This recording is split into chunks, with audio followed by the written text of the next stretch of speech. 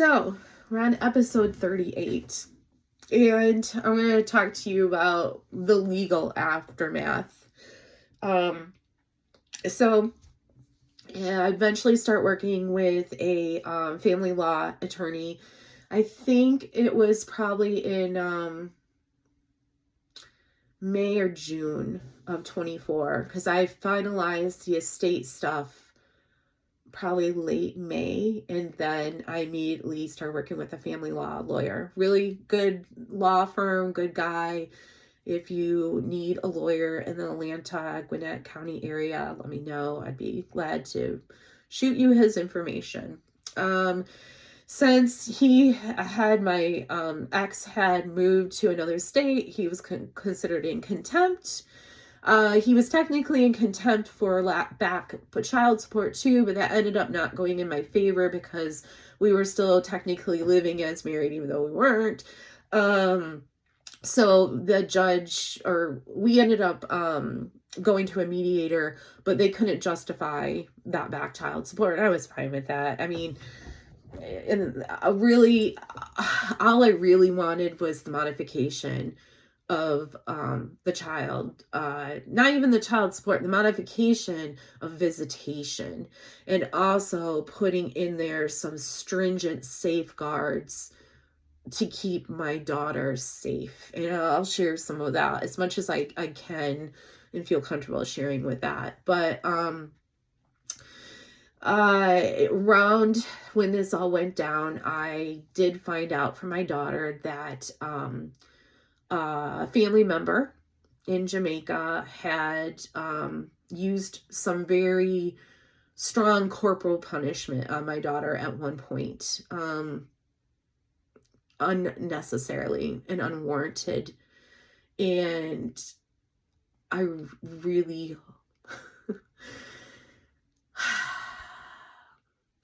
hope that that person never does that to a child again, because now my daughter is scared of this person and doesn't want to be around this person because of this. And I hope the karma comes back for this person, because they had a really strong relationship until this happened, and it didn't need to happen. I understand there's a cultural thing, and that in some places strong corporal punishment is used. But there is a difference between spanking a child, which I am not for, and using a belt on a child. It shouldn't have ever happened. But because of this, and because of also finding out that multiple times when my daughter went to Jamaica during the holidays, she was at his now wife's house, or I'm suspecting other women's houses. I don't know that for a fact, but I know that I have a daughter who now tells me that when she would go to Jamaica, she hardly see her dad. So he was gone a lot, as I've shared with you, gone, traveling for work. Yeah, basically going on trips with other ladies. So they didn't see each other that much. And one of the reasons why I did not go to Jamaica when they would go at Christmas is financial. But another reason was it gave them a time to be together and for him to share his culture with her. And I thought it'd be a good time bonding experience for them. No, he didn't care. Yeah, he was with her and did stuff with her, but she has told me several times, he was not around a lot, mommy. I was usually with this person or this person. And so there'd be times that I would try to call her in Jamaica and I couldn't get a hold of him. And I'd have to call another relative, and then it would be quite a bit of time before I finally hear from my child, probably because she wasn't with him or the other relative. She was with this other woman that I don't know and didn't know and still don't know. I keep giving her credit card offers. So I can't trust him with my child in another country, especially a country that is part of the Hague Agreement. And if you don't know what the Hague Agreement is, look it up. but in a country that doesn't participate in the Hague Agreement with the United States. I can't trust him there. I would have no legal recourse if he took her there. So I put some strong contingencies into our agreement to make it hopefully where she can't go until she's ready, because she came to me to tell me this stuff. She says to me that she tried telling him when this happened to her, and he would not believe her and kept basically gaslighting it to her. She tried to come to me when it happened and only told me part of the story.